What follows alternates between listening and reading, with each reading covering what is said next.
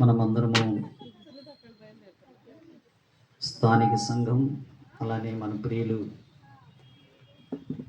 సహోదరి సుశీలక్క కుటుంబంతో కలిసి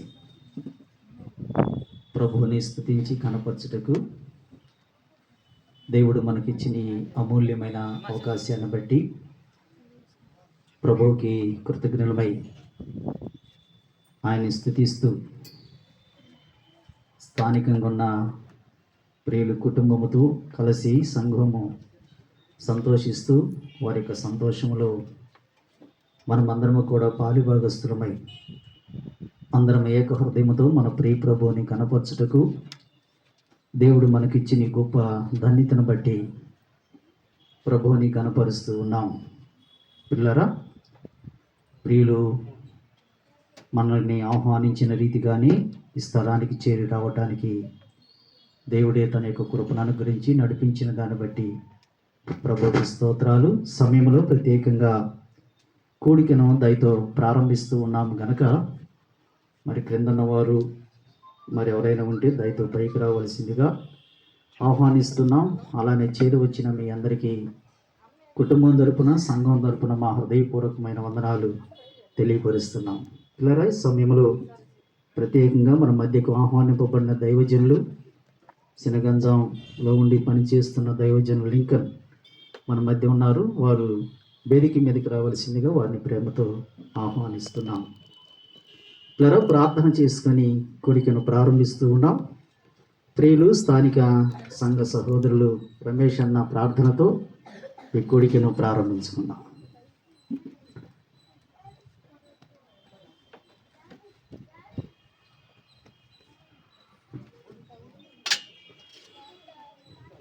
మమ్మల్ని ఎంతగానో ప్రేమించిన మా ప్రవలోకుల తండ్రి, నీ మహాకృపను బట్టి స్తుతులు స్తోత్రాలు చెల్లించుకుంటున్నాం. దయగల స్వామి, ఇంకా రావాల్సిన మా సహోదరుల కోసం ప్రార్థన చేస్తున్నాం. ప్రభువా, దారి మధ్యలో ఉన్న వారి కోసం క్షేమంగా తీసుకుని రమ్మని నీ సన్నిధికి ప్రార్థన చేస్తున్నాం. సుశీలమ్మ గారి ఇంట్లో చేసిన గొప్ప కార్యాన్ని బట్టి స్తోత్రాలు. కాలములు సమయములు నీ ఆధీనములో ఉంచుకున్నందుకై స్తోత్రాలు చెల్లించుకుంటున్నాం. దేవుడు లోకమును ఎంతో ప్రేమించిన మాటను బట్టి స్తోత్రాలు. కానీ అద్వితీయ కుమారుని యందు విశ్వాసం ఉంచు ప్రతి ఒక్కడు నశింపక నిత్య జీవము పొందినట్లు ఆయనను మనకు అనుగ్రహించి, మా ప్రభువ, మా రక్షక, అడుగు వాటి కంటే ఊహించు వాటి కంటే అత్యధికంగా ఇచ్చేటకు నువ్వు ప్రేమగల తండ్రివి, కృపగలిగిన ప్రభువువి. మా రక్షక, ఈ కార్యక్రమంలో మీరు ఉండండి. ఆత్మీయమైన మేలులు పొందినట్లు ఈ కుటుంబంలో నువ్వు చేసిన గొప్ప కార్యాన్ని తలపోసుకొని మీరే ఈ కార్యక్రమాన్ని జరిగించమని, మహిమా ఘనత ప్రభావాలు మీరే పొందమని మా రక్షకుడు మా ప్రభు అయిన యేసుక్రీస్తు పరిశుద్ధమైన నామంలోనే స్తోత్రములు చెల్లించి ప్రార్థన చేస్తున్నాము తండ్రి. ఆమేన్.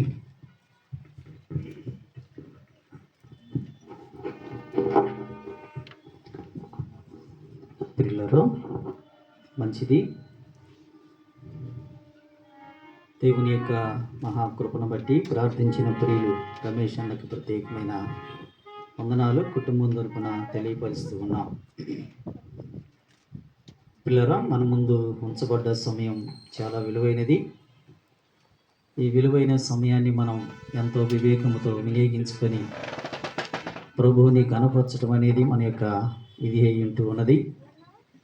మన ప్రియులు మరి బిల్లా జార్జి అన్నగారిని, అలానే అక్క సుశీలక్కను దేవుడు ప్రేమించి వారికి ఇచ్చిన 3 కుమారులు ప్రియులు ప్రతీపు, సుజీర్ని దేవుడు ప్రేమించి వారికి ఇచ్చిన బాబు పాపను బట్టి ప్రభువుని స్తుతిస్తున్నాం. పాప విషయంలో దేవుడు ఒక ప్రత్యేకమైన తలంపుతో నింపబడ్డవాడై ఆ బిడ్డ జీవితంలో మరొక మెట్టు ఎక్కి ప్రభువుకు అతి సమీపం అవటానికి దేవుడు అనుగ్రహించిన గొప్ప భాగ్యం, ఎంతో ధన్యకరం. ఇది మానవ జీవితంలో శరీరంలో జరిగే కొన్ని సంఘటనలను ఆధారం చేసుకొని చెప్పబడుతున్న మాటలు కనుక పాప పట్ల ప్రభువుకున్న ప్రేమను కనుపరుస్తూ ఉండగా ఆ బిడ్డ తేటగా ప్రభు యొక్క ప్రేమను ఎరిగి ప్రభు కొరకు జీవించటానికి, ఆ ప్రభు తన కార్యాలు తన పట్ల జరిగించడానికి అనుకూలమైన వాతావరణంతో కూడిన హృదయాన్ని ప్రభు ఇవ్వాలని కోరుకుంటూ పాప కొరకు మనం అందరం కూడా ప్రార్థించవలసిన వారమై ఉన్నాం. అలానే ప్రియులరా, మరి ప్రియులు సుశీలక్కను జార్జను ప్రేమించి ఇచ్చిన రెండవ కుమారుడు మనకు దూరంగా అంటే విదేశాల్లో ఉన్నప్పటికీ కూడా వారి కొరకు కూడా మనం ప్రార్థించవలసిన బాధ్యత స్థానిక సంఘంతో పాటు మనందరికీ ఉంటూ ఉన్నది. అలానే మూడవ కుమారుడు విషయంలో కూడా ప్రభు తన యొక్క మహాకృపను కనుపరిచి ఈ నూతన సంవత్సరంలో ఒక నూతనమైన కార్యాన్ని వారి జీవితాల్లో జరిగించబోతున్నాడనే ఒక గొప్ప నిరీక్షణ కుటుంబంతో పాటు మనకు కూడా అనుగ్రహించినందుకు ప్రభువుని స్తుతిస్తున్నాం. నెట్టుకు కుటుంబంలో దేవుడు అనేకమైన కార్యాలు చేస్తూ ఉండగా సందర్భాన్ని బట్టి ఈ ప్రత్యేకమైన కూడిక ఇప్పుడు ఏర్పాటు చేసుకోవడం సంతోషించదగ్గ విషయం కనుక మనం అందరము కూడా ఈ సమయంలో ప్రభువుని కనపరుద్దాం. ఈ సమయంలో పిల్లరా 1-2 పాటలు పాడుకున్న తర్వాత మనం దేవుని వాక్యాన్ని ఆలకిద్దాం. హలో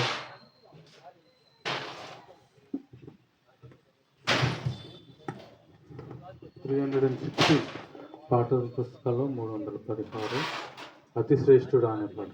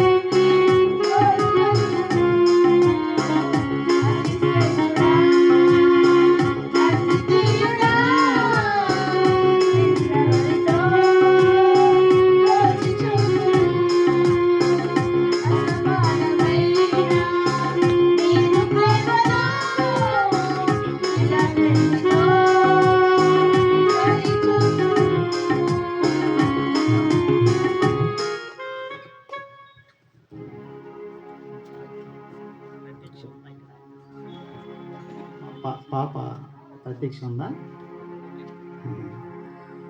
నేనా కూర్చోలేవా? కూర్చో, నువ్వు కూడా కూర్చోమ్మా, ప్రక్కన వచ్చి కూర్చో. నువ్వు కూడా కూర్చో, ఇటు కూర్చో తల్లి, దాంట్లో కూర్చో.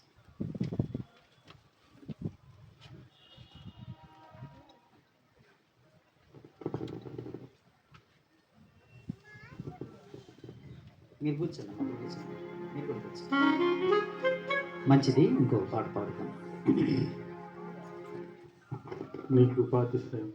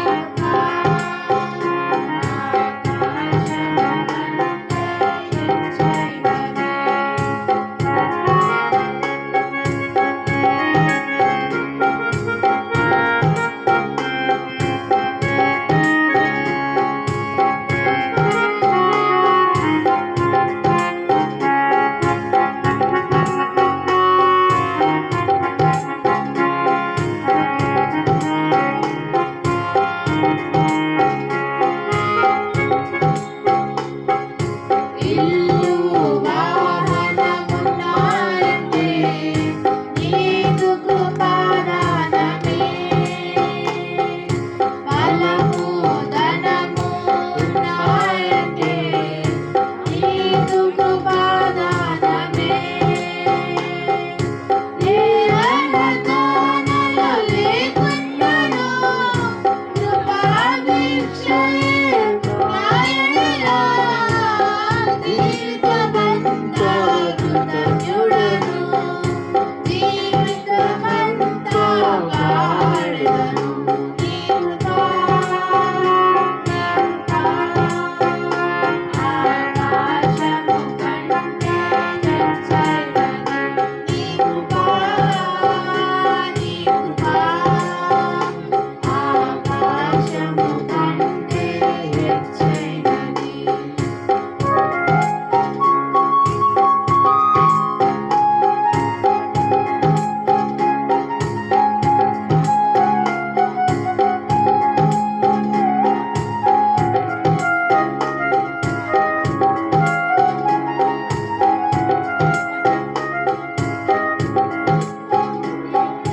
ప్రియులే నన్ను విడనాడినా శోకమే రావనా అనాథగానే మిగిలానే నా గదం విసినదే నీ కుడి చేతిలో ఉంచగనే బెన్యామీను వంత బలమనే ఐదుదలాయే నా భాగ్యము విధిరాతనే మార్చే నీ కృప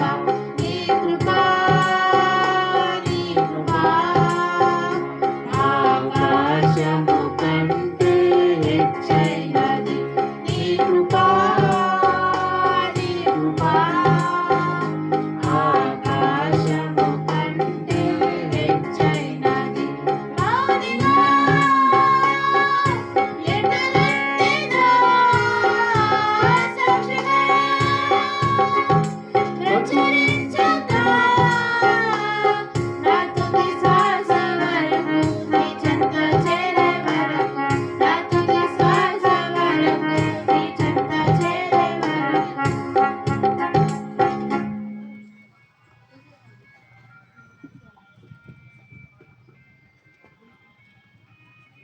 మంచిది ప్రియులారా, చక్కగా ప్రభుని మహిమపరచడానికి మనకిచ్చిన ఈ అవకాశంలో చక్కగా పాటలు పాడి ప్రభువుని కనపరిచిన ప్రియులకి మా ప్రత్యేకమైన వందనాలు తెలియపరుస్తూ ఉన్నాం. దయతో ఒక చిన్న విషయాన్ని మీరు గమనించాలి. మనమందరము కూడా ప్రభు సన్నిధానములో ఉన్నాం. దేవుడు మనతో ఉన్నాడు. అంతేకాక మనం ఇలా కూడుకున్న సమయంలో ఆత్మరూపిగా మన మధ్య కూడా సంచరిస్తూ ఉన్నాడు. కనుక మనం అందరము కూడా దేవునికి సంపూర్ణ విధేయత చూపటం మనకి ఎంతో ఆశీర్వాదం. దేవుని సన్నిధానంలో గడుపుతున్న మనము సంతోషంగా ఈ స్థలాన్ని నుంచి వెళ్ళవలసిన వారమై ఉంటున్నాం. కనుక దేవుడిచ్చి ఆ సంతోషాన్ని పరిపూర్ణంగా మనం అనుభవించినట్లు దేవుని యొక్క సంతోషాన్ని అనుభవించడానికి ఆటంకపరిచేది మన దగ్గర ఒకటి ప్రత్యేకమైనది ఉంది. ఏంటది మీరు చెప్పాలి. సెల్లు. కనుక దయతో మీరు సైలెంట్లో పెట్టండి, ఏమనుకోకండి. సైలెంట్లో పెట్టండి. అవసరాంతరం బట్టే దాన్ని బయటికి తీయండి, లేకుంటే తీకాకండి. కనుక ప్లరై సమయంలో చక్కగా పాటలు పాడి ప్రభువుని కనపరిచిన ప్రియులకి, స్థానిక సంఘ పెద్దలకు ప్రత్యేకమైన వందనాలు, వారి కుటుంబానికి. సమయంలో ప్లర ఒక చిన్న ప్రార్థన చేసుకుందాం. సమయం మనకు చాలా విలువైనది. ఇప్పటికే 12 దాటింది. కనుక సమయంలో చిన్న ప్రార్థన చేసుకొని మనం దేవుని యొక్క వాక్యములో ప్రవేశిద్దాం. దైవజనులు మన మధ్య ఉన్నారు. ప్రియులు మనకు వాక్యం అందిస్తారు. దానికి ముందుగా ప్రియులు తమ్ముడు రవి గారు వచ్చి ప్రార్థన చేస్తారు.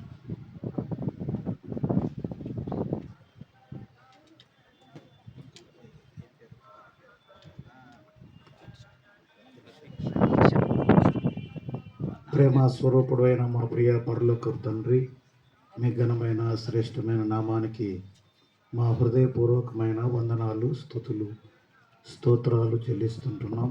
మా తల్లి సమానాలు సుశీలమ్మ గారిని బట్టి వందనాలు. వారి సంతానాన్ని, వారి సంతానించిన బిడ్డలను మీరు దీవిస్తూ వచ్చారు. మీకు వందనాలు.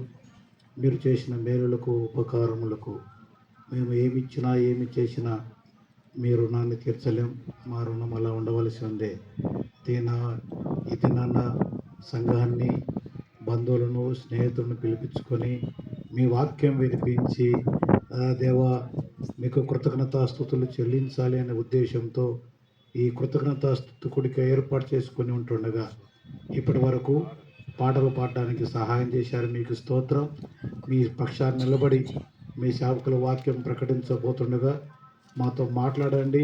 మీ సంఘానికి, ప్రజలకు అవసరమైన సంగతులు వినిపింప చేయమని వేడుకుంటున్నాం. ప్రతీక్ష చిన్న బిడ్డ దేవా టీ ఎందు వర్ధిల్లడానికి, దేవ ఆశీర్వదింపబడడానికి మీరు సహాయం చేశారు. మీకు వందనాలు.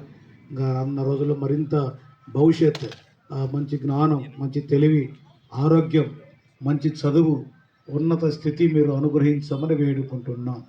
వారి తల్లిదండ్రులకు, సంఘానికి ప్రయోజనకరమైన బిడ్డగా తీర్చిదిద్దామని కూడా వేడుకుంటున్నాం. ఈ సమయాన్ని మీ చేతులకు అప్పగిస్తుండగా మీ సేవకుల ద్వారా మీరే మాతో మాట్లాడి మేము పొందమని యేసు ప్రభు దివ్యనామములో అడిగి వేడుకొనొచ్చు ప్రార్థిస్తున్నాను మా ప్రియ పరలోకపు తండ్రి. ఆమేన్.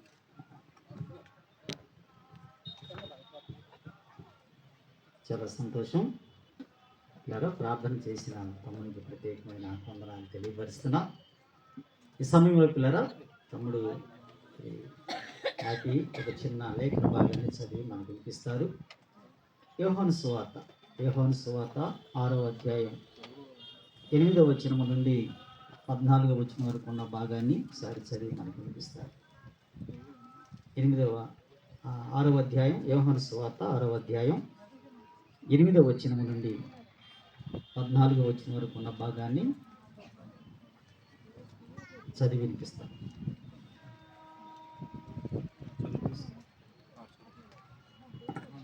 6:8 నుంచి 14 వరకు. యోహాను సువార్త 6వ అధ్యాయం 8 నుంచి 14 చదువుకుందాం. యోహాను సువార్త 6వ అధ్యాయం 8 నుంచి 14 వరకు చదువుకుందాం. ఆయన శిష్యులలో ఒకడు అనగా సీమోను పేతురు సహోదరుడైన ఆంద్రియా ఇక్కడ ఉన్న ఒక చిన్నవాని యొద్ద 5 యవల రొట్టెలు 2 చిన్న చేతులు ఉన్నవి కానీ ఇంతమందికి ఇవి ఏమాత్రము అని అతనితో అనగా యేసు జనులను కూర్చుండబెట్టుడని చెప్పెను. ఆ చోట చాలా పచ్చిక ఉండెను కనుక లెక్కకు ఇంచుమించు 5,000 మంది పురుషులు కూర్చుండిరి. యేసు ఆ రొట్టెలు పట్టుకొని కృతజ్ఞతాస్తుతులు చెల్లించి కూర్చున్న వారికి వడ్డించెను. అలాగున చేపలు కూడా వారికి ఇష్టమైనంత మటుకు వడ్డించెను. వారు తృప్తిగా తినిన తర్వాత ఏమీ నష్టపడకుండా మిగిలిన ముక్కలు పోగు చేయడని తన శిష్యులతో చెప్పెను. కాబట్టి వారు భుజించిన తర్వాత వారి వద్ద మిగిలిన 5 యవల రొట్టెలు ముక్కలు పోగు చేసి 12 గంపలు నింపిరి.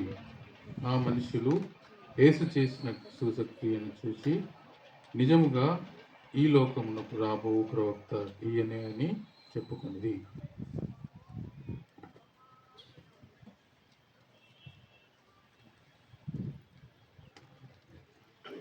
మంచిది పిల్లరా. వాక్యము చదివి వినిపించిన ప్రియులు తమ్ముడు హ్యాపీకి ప్రత్యేకమైన వందనాలు తెలియపరుస్తున్నాం. దేవుని యొక్క వాక్యాన్ని మనం వినబోతున్నాం. శ్రద్ధతో మరొక చిన్న విషయం ఏంటంటే వాక్యం అందించే సమయంలో లేచి అటు ఇటు తిరగక, ఎందుకంటే వినేవారికి డిస్టర్బెన్స్. ఆ విషయాన్ని కూడా మీరు ఎరగాలని ప్రేమతో మనం చేస్తున్నాం. నేను ఒక చిన్న ప్రార్థన చేసి తమ్ముడికి సమయాన్ని ఇస్తాను. తలలో నుంచి ఒక చిన్న ప్రార్థన. సర్వకృపానిధి మా ప్రియ తండ్రి, అమూల్యమైన సంతోషదాయకమైన ఈ ఉన్నతమైన సమయం మీరు మాకు అనుగ్రహించినందుకై స్తోత్రాలు. సుశీలక కుటుంబంలో ప్రభా మీరు చేసిన అమూల్యమైన కార్యం అది మేము ఎన్నడూ మరువలేనిది. ఆ రీతిగా ప్రభా మనవరాల విషయంలో మీరు చూపిన కృప ఎంతో ఉన్నతమైనది. ఈ సందర్భంగా నేను ఈ కూడికి ఏర్పాటు చేయడానికి మీరు ఇచ్చిన సహాయం, వారికి ఇచ్చిన తలంపులను బట్టి మిమ్మల్ని స్తుతిస్తున్నాం. స్థానిక సంఘముతో కలిసి ఆ కుటుంబం సంతోషిస్తూ ఉండగా అల్పులము మేమందరము కూడా ఏక హృదయముతో ఈ సంతోషములో పాలిభాగస్థులమై మిమ్మల్ని ఘనపరిచి ఈ గొప్ప భాగ్యం మాకు ఇచ్చిన దాన్ని బట్టి స్తుతిస్తున్నాం ప్రభా. ఈ సమయంలో మీ దాసులు మీ పక్షాన్ని నిలవబడబోతున్నారు.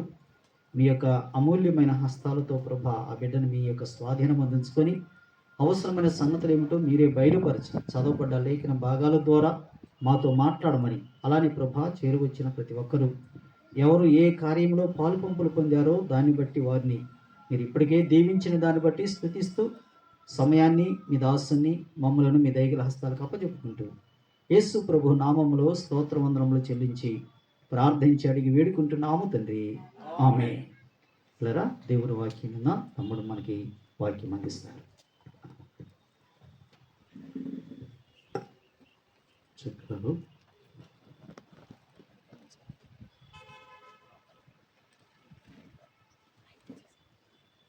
దేవుని పరిశుద్ధ నామమునకు మహిమ ఘనత ప్రభావములు కలుగునుగాక. క్రీస్తునందు ప్రియమైన సహోదర సహోదరులారా, ఈ యొక్క ఉదయకాల సమయమందు జార్జ్ గారు అలాగే సుశీలమ్మ గారి యొక్క కుటుంబాన్ని బట్టి దేవుడు వారికి అనుగ్రహించిన ముగ్గురు కుమారులను బట్టి దేవునికి కృతజ్ఞతాస్తుతులు చెల్లిస్తూ ఉన్నాము. ఆ కుటుంబం పట్ల, వారి బిడ్డల పట్ల ఆయన జరిగిస్తున్న కార్యాలన్నిటిని బట్టి కూడా విని దేవునికి కృతజ్ఞతలు చెల్లిస్తున్నాం. ఆ సంతానంలో మరి పెద్ద కుమారుడు, కోడలు ప్రదీప్ గారు అలాగే సుజని గారు, వారిని ప్రేమించి ప్రభు వారికి కుమార్తెను అనుగ్రహించారు, ప్రణయ్ అలాగే ప్రతీక్ష.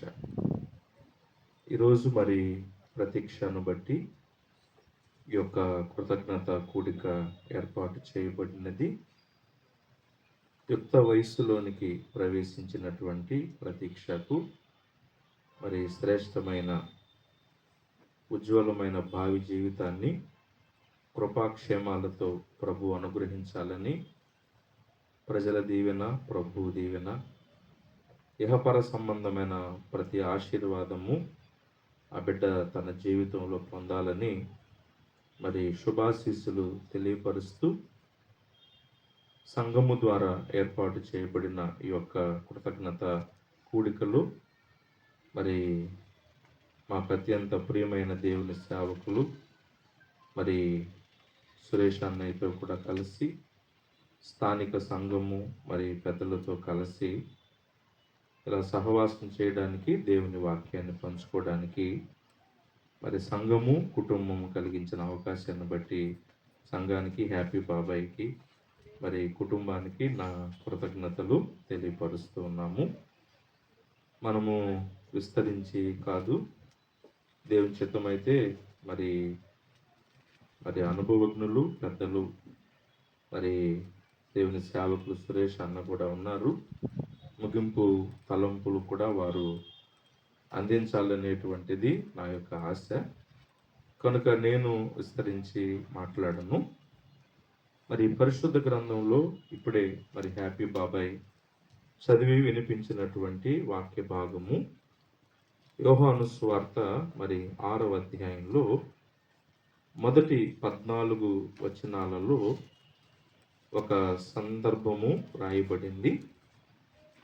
ప్రభు అయిన యేసుక్రీస్తు వారు మరి చేసినటువంటి ఒక అద్భుతము ఆ యొక్క వచనాలలో మనం గమనిస్తాం. ప్రభు వారు చేసినటువంటి అద్భుతాలు ఎన్నో ఉన్నాయి.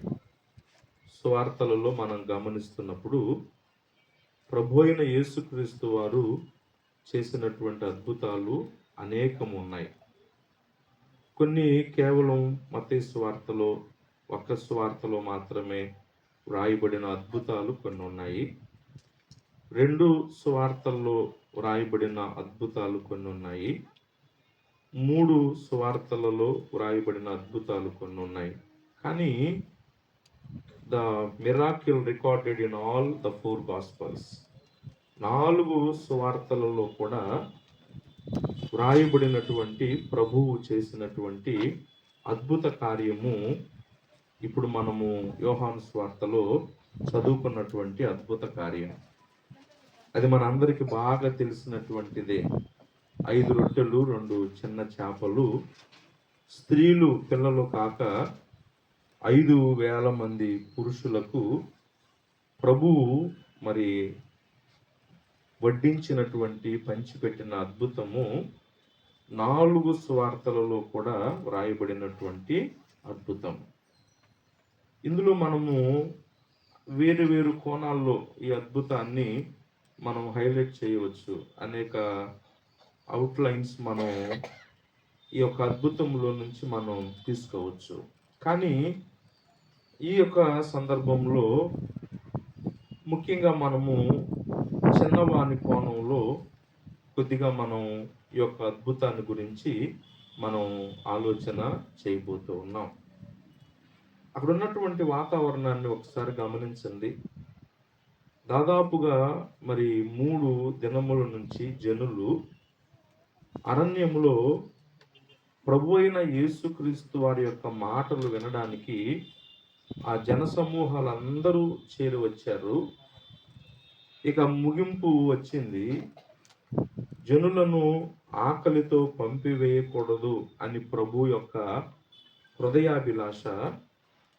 కానీ అంతమంది జనులకు అవసరమైనటువంటి ఆహార పదార్థాలు కొంచెం కొంచెంగానైనా పెట్టడానికి, కావలసినటువంటి ఆహార పదార్థాలు కొనడానికి అక్కడ ఎవరి దగ్గర మరి డబ్బులు లేవు. మరి ఇప్పుడు ఏం చేయాలి? ఆకలితోటి జన సమూహాలను పంపివేయాలా, లేక ఆ యొక్క ప్రజలను తృప్తిపరిచి కడుపు నిండా వారికి భోజనం పెట్టి వారిని సంతోషంగా గృహానికి పంపాలా? అంటే మానవ రీతిగా మనం గమనించినప్పుడు డబ్బులు అక్కడ ఉన్నటువంటి శిష్యుల దగ్గర ఎవరి దగ్గర లేవు. మానవ రీతిగా మనం గమనిస్తే ఒక కోణంలో ప్రజలందరూ కూడాను ఆకలితోనే వారు ఇంటికి వెళ్ళేటువంటి పరిస్థితి. కానీ అక్కడ ఉన్నటువంటి ఆ ఆకలి పరిస్థితులు, అందుబాటులో లేని పరిస్థితులు, నిరాశలో ఉన్నటువంటి పరిస్థితులు అన్నీ కూడా ఆశ్చర్యకరమైనటువంటి రీతిగా మారిపోయినాయి. వేల మంది సంతృప్తిగా వారు తిన్నంత మట్టుకు అన్ని వేల మంది ప్రజలు సమృద్ధిగా చేపలు తిన్నారు, సమృద్ధిగా రొట్టెలు తిన్నారు. వారు సంతోషంగా ఆ యొక్క స్థలంలో నుంచి వారు వెళ్ళిపోయారు. మీరు ఒకటి గమనించండి. రొట్టెలు పెట్టకుండా, చేపలు పెట్టకుండా, కడుపు నింపకుండా ఆకలితో వెళ్తే ఎంత వాక్యం విన్నా వారి మనసుల్లో ఫీలింగ్ ఎలా ఉండేది గమనించండి. ఆ స్థలం నుంచి ఆకలితో వారు వెళ్తే. కానీ కడుపు నిండా వారు భోజనం చేసి సంతోషంగా వారి ఇంటికి వెళ్తున్న ఈ పరిస్థితి ఎలా ఉంటుంది ఆలోచించండి. ఈ విధమైనటువంటి ప్రతికూలతలో నుంచి, ఏమీ లేని స్థితిలో నుంచి ప్రజలకు సమృద్ధి, సంతోషము కలిగే స్థితిలోనికి రావడానికి అక్కడ జరిగినటువంటి సన్నివేశంలో మనం గమనిస్తాము. ఇక్కడ ఉన్న ఒక చిన్నవాని యొద్ద, అది ఎంత ఆ ఫ్రేజ్ ఎంత బాగుందో చూడండి. ఇక్కడ ఉన్నటువంటి ఒక చిన్నవాని యొద్ద 5 రొట్టెలు 2 చిన్న చేపలు ఉన్నాయి అనే మాట చూస్తున్నాం. ఇప్పుడు ప్రభువు ద్వారా అద్భుతం జరిగింది. వేల మంది కడుపు నిండింది, తృప్తిగా భోంచేశారు, సంతోషించారు.